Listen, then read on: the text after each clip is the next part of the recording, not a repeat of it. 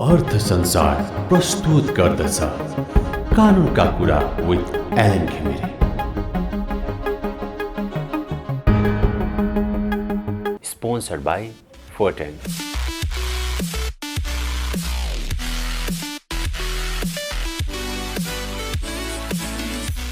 Banking partner मध्ये सबैभन्दा best NIC एसियाको बचत खाता यो हो सर्वश्रेष्ठ, यो हो सर्वश्रेष्ठ।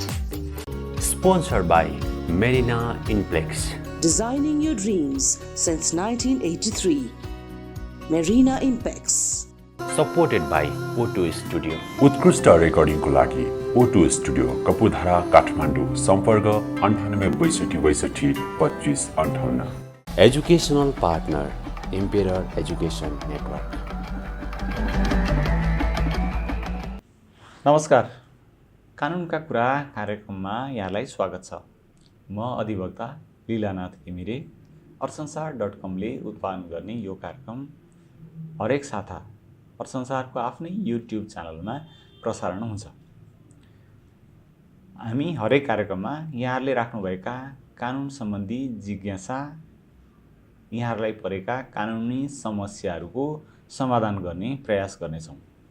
लागौँ यो साता यहाँले राख्नुभएका कानुनी जिज्ञासाहरूतर्फ। पहिलो प्रश्न छ, मेरो हजुरबुवाको जन्म 2010मा भएको हो। अंशबन्डामा उहाँको उमेर 14 वर्ष थियो।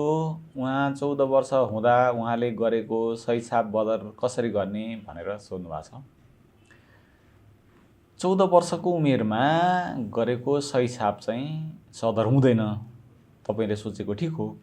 तर 18 वर्ष पुगेपछि उहाँको हदम्याद सुरु हुन्छ। त्यसपछि उहाँ बदर गर्नको लागि गइसक्नुपर्छ। अब तपाईको हजुरबा 10 सालमा जन्मिनु भएको हो भने उहाँ 28 सालमा 2028 सालमा बालिग भइसक्नु भएको अवस्था छ। 28 पछाडि त खोलामा धेरै पानी बगिसकेको छ। म नै त्यतिखेर जन्मिएको थिएन। मेरो उमेर नै धेरै गइसकेको छ।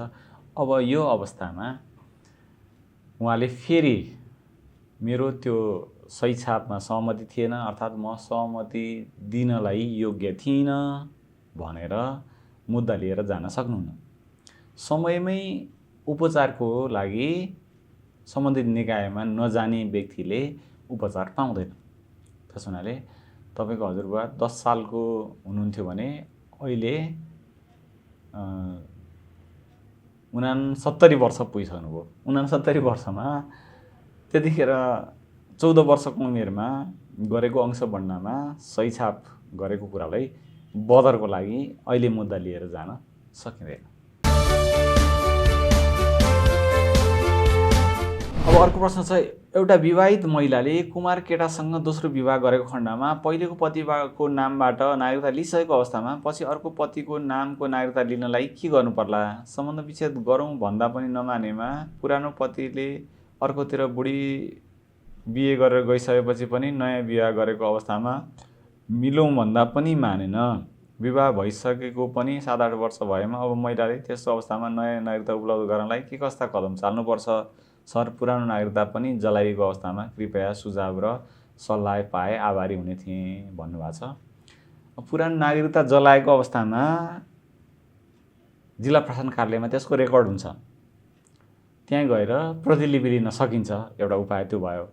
र अर्को चाहिँ कुमार केटासँग दोस्रो बिहे गरेको अवस्थामा पहिलो पतिको नामबाट नागरिकता लिइसकेको अवस्थामा पछि अर्को पतिको नामको नागरिकता लिनलाई के गर्नु पर्ला भनेर सोध्नु भएको छ। अब दोस्रो विवाह गरिसकेपछि पहिलो पतिसँग महिलाको स्वतः सम्बन्ध विच्छेद भइसकेको अवस्था हो।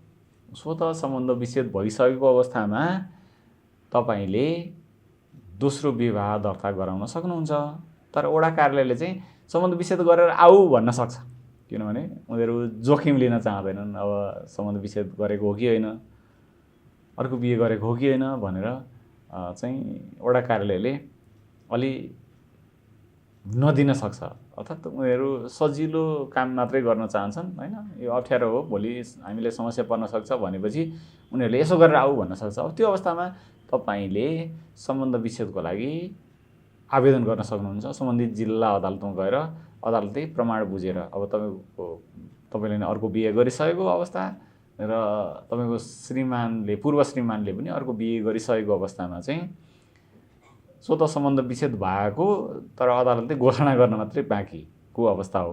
त्यो घोषणा चाहिँ अदालतले प्रमाण बुझेर गरिदिन सक्छ। त्यो आधारमा तपाईको दोस्रो बिहे चाहिँ दर्ता गरिदिन्छ वडा कार्यालयले। अर्थात् अदालतको सम्बन्ध विच्छेदको फैसलाको कपी लिएर जानुभयो भने तपाईले वडा कार्यालयमा लगेर दोस्रो विवाह दर्ता गर्न सक्नुहुन्छ।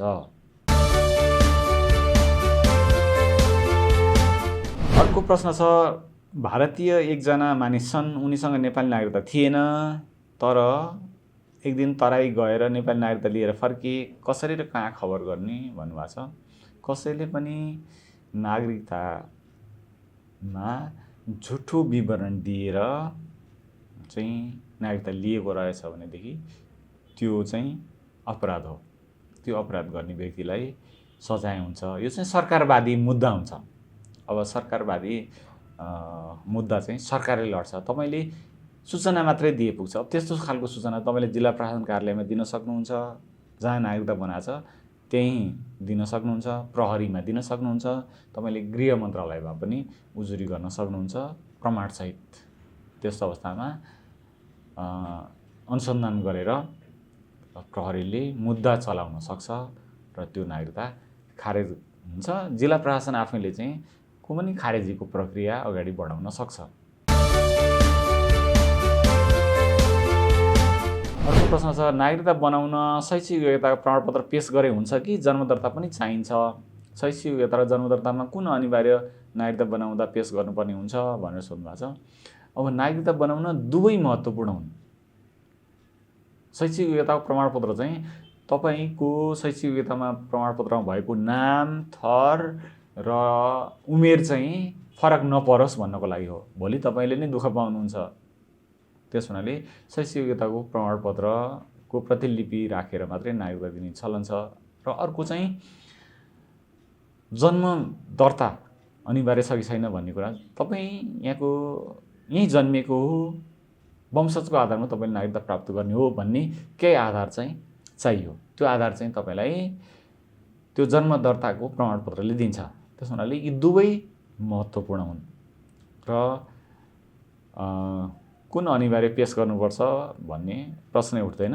तपाईले वडा कार्यालयमा गएर नागरिकताको लागि सिफारिस बनाउन सक्नुहुन्छ। त्यसको आधारमा तपाईलाई दुवै कुरा राखेर र बुवा आमा अथवा एका घरका परिवारका सदस्य जो नागरिकताबाट चाहिँ खुल्छ उनीहरूको शनाखतको आधारमा जिल्ला प्रशासनले नागरिकता उपलब्ध गराउँछ। अर्को छ, सर मेरो नागरिकताको नाम परिवर्तन गर्नलाई के गर्नुपर्छ, मिल्छ कि मिल्दैन भन्नुभएको छ। तपाईको नागरिकतामा नाम किन परिवर्तन गर्ने? तपाईको नागरिकतामा चाहिँ कसैलाई घृणा फैलाउने खालको, होच्याउने खालको नामहरू राखेको रहेछ भनेदेखि नागरिकतामा नाम फेर्न सक्नुहुन्छ। तपाईले केही अगाडि गृह मन्त्रालय जारी गरेको सूचना सुन्नुभयो होला। त्यो सूचनामा चाहिँ जस्तो केहीको चाहिँ जनावरको नामबाट चाहिँ नागरिकता दिएको रहेछ। त्यस्तो नागरिकता चाहिँ सच्याउन आवेदन दिएमा सच्याउने भनेर गृह मन्त्रालयले सूचना जारी गरेको छ। त्यो अवस्थामा तपाईले सच्याउनलाई आवेदन गर्न सक्नुहुन्छ आफ्नो जिल्ला प्रशासन कार्यालयमा, आफ्नो जिल्लाको जिल्ला प्रशासन कार्यालयमा। तर तपाईलाई लहड लाग्यो, अब तपाईको नागरिकता चलिराखेको थियो, होइन मलाई के अरे एउटा टाइटल जोडेर नाम लिन मन लाग्यो अथवा आफूलाई फरक देखाउनु पर्यो अरूभन्दा भनेर तपाईले नागरिकताको नाम फेर्न चाहनुहुन्छ भने चाहिँ त्यो सम्भव छैन। जस्तो रामबहादुर गिरी थियो भने मलाई भावुक गिरी बनाउनु मन लाग्यो भन्दैमा तपाईले त्यो भावुक भनेर थप्न सक्नुहुन्न। तपाईले नागरिकतामा नाम फेर्नुपर्ने आधार चाहिँ प्रस्तुत गर्नुपर्छ। त्यो अवस्थामा जिल्ला प्रशासनले चाहिँ नाम परिवर्तन गरिदिन सक्छ। कान्छीबाट जन्मेको बच्चाको जन्मदर्ता हुँदैन र? सर प्लिज भनिदिनु न किन हुँदैन? कान्छी, जेठी, माइली, साइली जोसँगबाट जन्मिएको भए पनि बच्चाको जन्मदर्ता हुन्छ। त्यो बच्चाले जन्मदर्ताको अधिकार लिएर जन्मिएको हुन्छ। संवैधानिक अधिकार हो, उसले संविधानबाट त्यो अधिकार प्राप्त गरेको हुन्छ। बाबुआमाले बहुविवाह गरेछन् वा अनुमेल जुन चाहिँ बदर हुने विवाह गरेछन्, बाल विवाह गरेछन्, अथवा चाहिँ हाडनाताकरणीमा सजाय हुने नाताभित्र विवाह गरेछन् भन्दैमा त्यो विवाह दर्ता नहुने त्यो जन्म दर्ता नहुने हुँदैन। विवाह दर्ता नहुन सक्छ, त्यो विवाह कायम नरहन सक्छ, तर बच्चाले जन्म दर्ता पाउँछ। तपाईको वडा कार्यालयमा कहिलेकाहीँ चाहिँ यो बहुविवाह हुन सक्छ, अब कान्छीको कुरा गरेपछि त्यो बहुविवाह हुन सक्छ, त्यसैले कहाँ बच्चाको जन्म दर्ता हुन्छ भनेर वडा कार्यालयले चाहिँ पन्छाउँदै आएको अथवा जन्म दर्ता गर्न नदिएको धेरै गुनासाहरू मका आइरहेका छन्। त्यस्तो हुँदैन। बाबुआमाको बहुविवाह हुने अवस्था होस् वा बाल विवाह हुने अवस्था हो अथवा बदर हुने विवाह भएको अवस्था होस्, जुनसुकै अवस्थामा जन्मेको बच्चाले जन्म दर्ता पाउँछ, त्यो जन्म दर्ता गरिदिनुपर्छ। अर्को प्रश्न छ, सर यदि जेठी छाडिसकेपछि बच्चाको जन्म दर्ता र कान्छीको नागरिकता बनाउन मिल्छ कि नै, प्लिज सर भनिदिनु न भन्नुभएको छ। जेठी छाडिसकेपछि भनेको के? छुट्टिएर फरक बसेको अवस्था हो कि डिभोर्स गरेको अवस्था हो कि? दुवै अवस्थामा बच्चाको जन्म दर्ता नि बन्न मिल्छ र कान्छीको नागरिकता पनि बनाउन मिल्छ। तर छाडेको भनेर 2-4 वर्ष अन्तै गरेर बसेको अवस्थामा चाहिँ कान्छीको बिहे दर्ता हुँदैन, तर बच्चाको जन्म दर्ता हुन्छ। कान्छीको बिहे दर्ता हुनको लागि चाहिँ जेठी श्रीमतीसँग अंश लिएर छुट्टिएर बसेको अवस्था हुनु पर्यो कि सम्बन्ध विच्छेद गरेको अवस्था हुनु पर्यो। तर बच्चाको जन्म दर्ता चाहिँ जुनसुकै अवस्थामा पनि हुन्छ।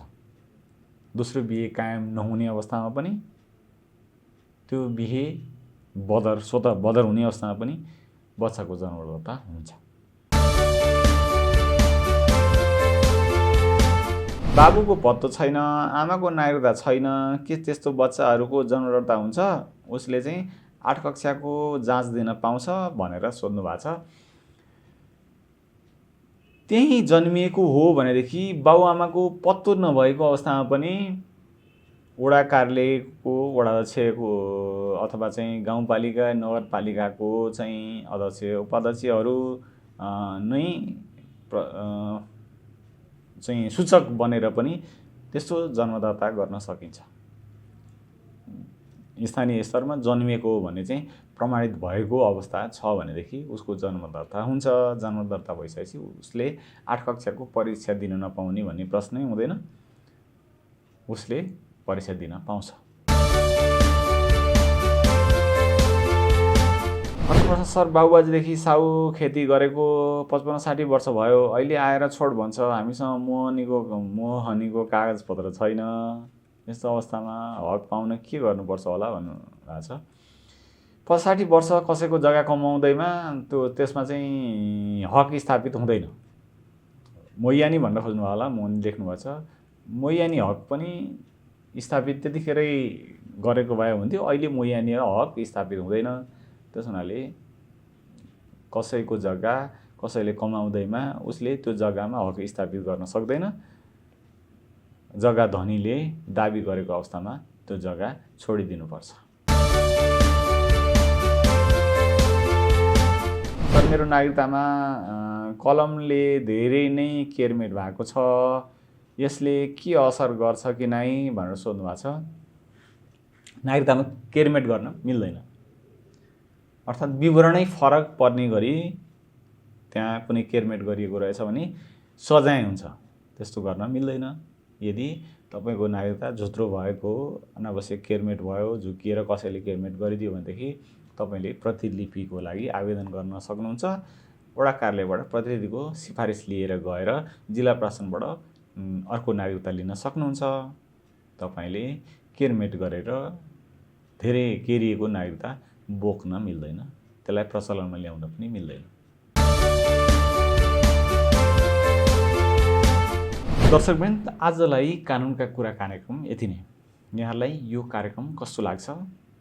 यहाँहरूका कुनै कानुन सम्बन्धी जिज्ञासाहरू छन्, समस्याहरू छन् भने हामीलाई लेख्न सक्नुहुन्छ, कमेन्टमा आफ्नो प्रश्न राख्न सक्नुहुन्छ। हामी आगामी कार्यक्रमहरूमा यहाँहरूको समस्याको समाधान गर्ने प्रयास गर्नेछौँ। अर्थसंसार.com लाई सब्स्क्राइब गर्न नभुल्नुहोला। क्यामेरामा सुजी बज्राचार्यका साथ मलाई पनि बिदा दिनुहोस्। धन्यवाद। अर्थसंसार प्रस्तुत गर्दछ कानुनका कुरा with Ghimire. Sponsored by Forten.